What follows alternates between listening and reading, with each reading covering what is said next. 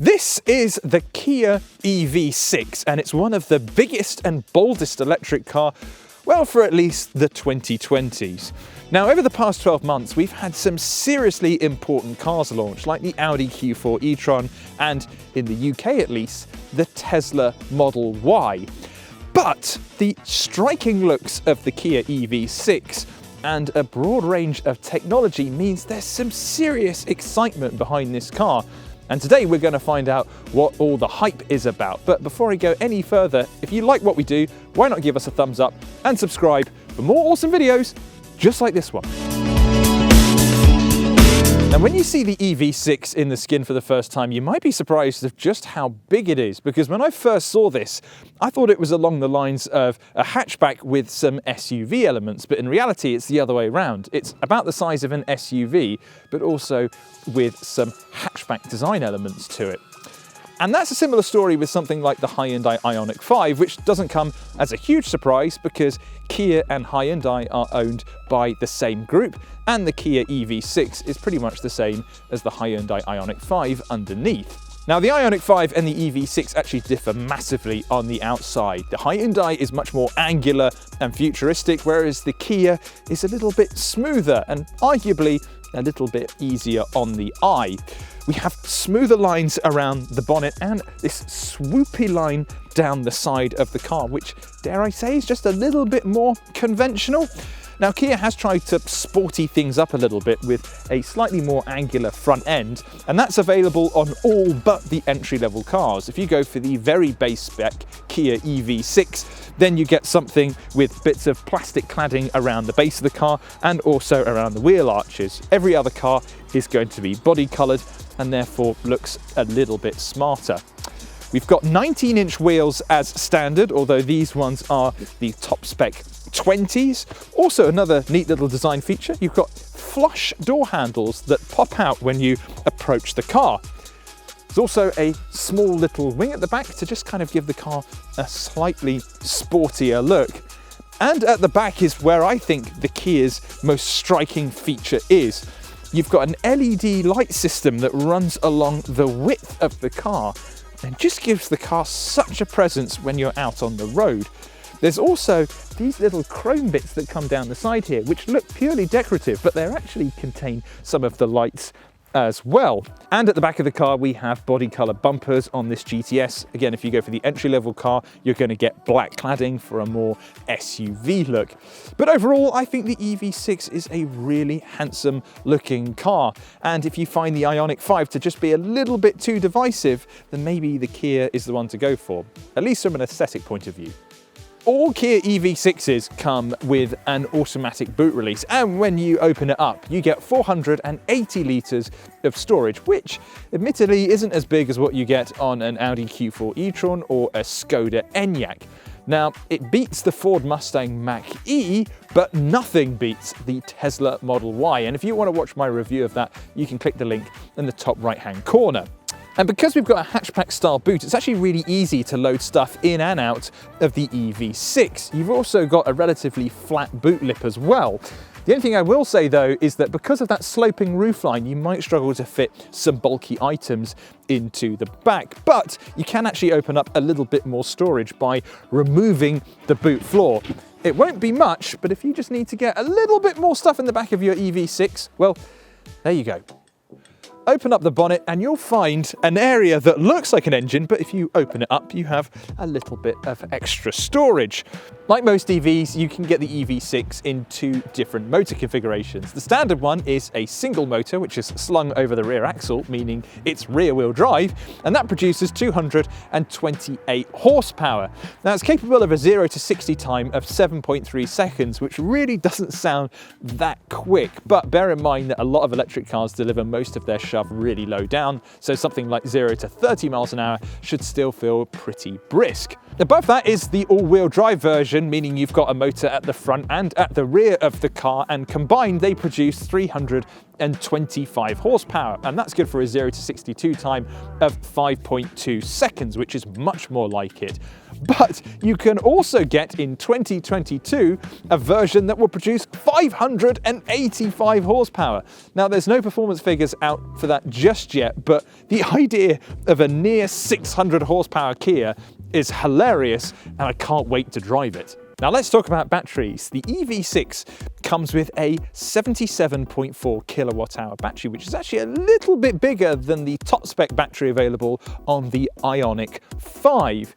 Now, that delivers a range between 328 and 300 miles, depending on which model you choose for. And the general rule of thumb is the more powerful the car is, the slightly lower the range will be. So this being the all-wheel drive version with 325 horsepower, we get a range of 314 miles. Now, when it comes to charging, the EV6 is actually one of the fastest on the market because, like the Ioniq 5, it utilizes 800 volt architecture, meaning it can charge at speeds of up to 350 kilowatts. Now, if you can find one of those chargers in the UK, which will be exceptionally hard at the moment because they're very rare, you can go from 10 to 80% battery in around 18 minutes. And that makes it currently faster than the Tesla Model Y.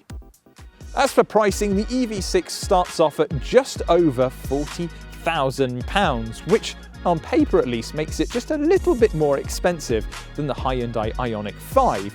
However, it's worth bearing in mind that the Ioniq 5 is available with a smaller battery option, which isn't available on the EV6. So if you do a like for like, they're just about on par with each other in terms of price. Now, the car that you see here is the GTS, and that comes in at just over £51,000. And with it, you get 20-inch wheels, as well as a suite of semi-autonomous driving modes. Plus, this one also has the all-wheel drive system. But if you want to go for the crazy 585 horsepower version when that comes out next year, it'll set you back some £56,000.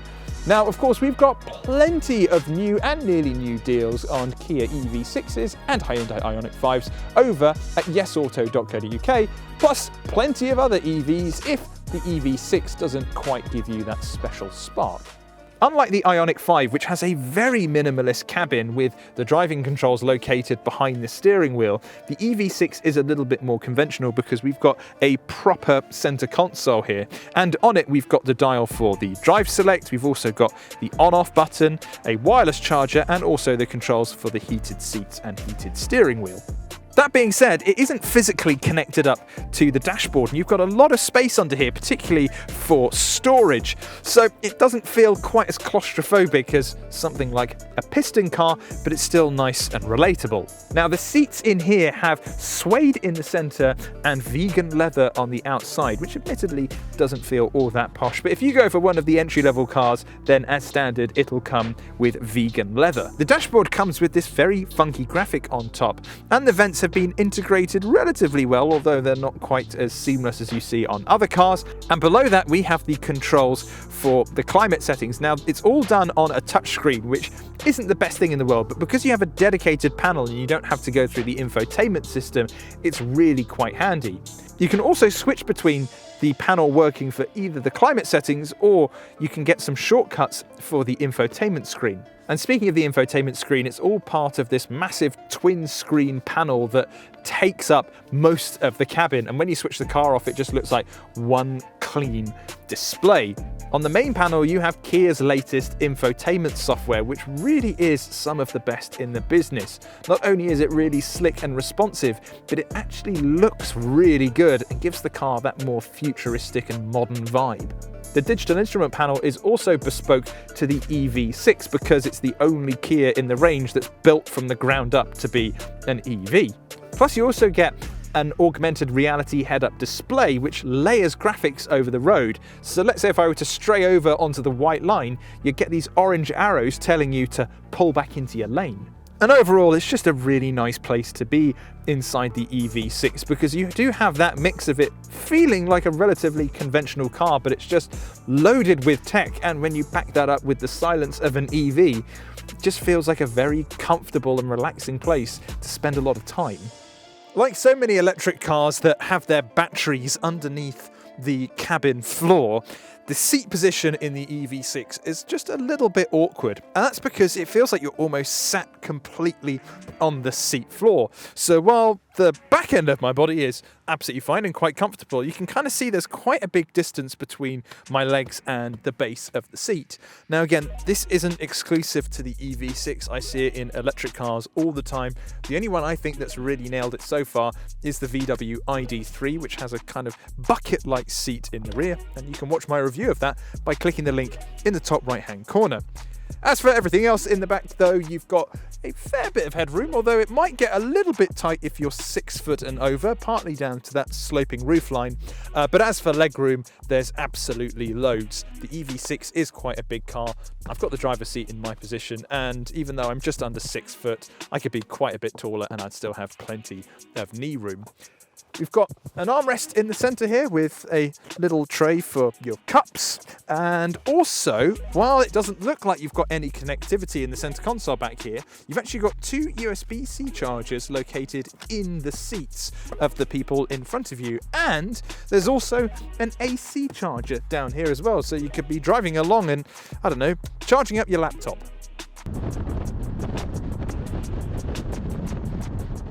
Now, because the EV6 is based on the same platform and has the same architecture as the Ioniq 5, I came into this expecting them to drive pretty much exactly the same, just rebodied. But there are some really, really big differences. First of all, Kia says that the EV6 is more tailored towards a slightly sportier drive, hence the slightly more aggressive and sportier looks. And to a certain extent, it does feel a little sportier than the Ioniq 5. Now, in the corners, it means that the EV6 can feel pretty flat. We've got a relatively big car here with a lot of weight, but it does disguise it pretty well. The only problem is that if you're driving along a relatively old and heavily worn road, it can just send the odd ripple through the cabin, and you can just tell that the EV6 is a relatively stiff car. Yes, the EV6 might have that kind of sportier edge to it, but really, it just seems to manage bumps a lot better. And I think that's partly down to having a slightly thicker sidewall. We've only got 20-inch wheels in this. I say only, but on a lot of other cars you can go up to 21s and 22s. And so I think it just absorbs bumps a little bit better. But this is the all-wheel drive version with 325 horsepower. And if I put it into sport mode, it really does feel very quick indeed. As I was saying earlier, electric cars deliver their torque pretty much instantly. So it's when you're getting off the line really low down the what you would call rev range on a petrol car, it just has this instant response to the accelerator and can feel ludicrously fast. But if you run it around in sport mode all the time, you're going to drain the battery really quickly. So most of the time, you're probably going to do what I do, have it in eco mode and just eke out as much battery power as possible. Now, it doesn't make the car feel any more sluggish when you do that. In fact, if anything, it just makes it feel nicer to drive.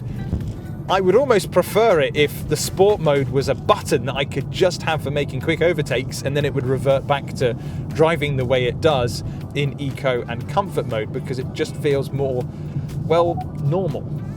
Also, I've been driving quite a lot of electric cars lately, and when I get in them, I get my estimated range, and it always drops down so much faster than I would expect it to. But in the EV6, that hasn't been a problem whatsoever. I left this morning with 200 miles in the battery. I've covered about 30 today so far, and it says I've got 167 miles left, which is spot on. But that leads me on to, is it really worth going for the dual motor over the standard single motor? Now, yes, this can feel pretty damn brisk when you've got it in sport mode, but realistically, you're probably only going to go into sport mode the odd time, and it doesn't feel like a proper performance car in the corners. Yes, it corners a little flatter than the Ioniq 5, but it's not going to feel as sporty as something like a Porsche Taycan, which I know is not a competitor, but it's the kind of car that you get in and go, wow, this is a performance car that's also electric. you can really feel that ride improvement on the road I'm on at the moment. I've come down here in a few cars and it can really shake them to pieces.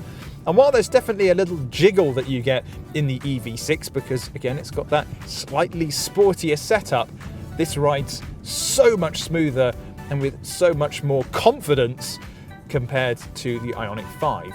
But I don't really think the all-wheel drive version is worth it, because this thing will drive pretty much exactly the same as the two-wheel drive version when you've got it in its standard modes, and you're going to get a better range. It's also going to handle pretty much the same as well. So if you want that all-wheel drive punch, it might be worth just saving up a few pennies and going for the 585 horsepower variant when that comes out next year. But in all fairness, for most drivers, the rear-wheel drive version is going to do the job just fine, and it's also considerably cheaper. And compared to other rivals, I think something like a Skoda Enyaq is more practical, but is also more boring to drive. Then you've got something like a Tesla Model Y, which is going to feel very futuristic compared to the Kia, but is also much worse when it comes to ride comfort. Now, I tried that on larger wheels. There is also a 19-inch wheel option, which I didn't try and is meant to ride a little bit better. But in all fairness, I found the Model Y just isn't set up that well for the UK. And I kind of think that the closest rival to something like this is the Audi Q4 e-tron. And choosing between the two of them is really difficult. For me, the Q4 e-tron has been the EV of the year, just in the way that it drives, and it's just really clever use of packaging, of it feeling like a much bigger car on the inside than its proportions suggest. But now this EV6 has turned up, and it arguably drives better, and it feels just as quick, and it's got really great technology. In fact, I think the tech is better in the EV6 than it is in the Audi. I think this might take the crown, for me at least, for the best electric car of the year. It's really very good.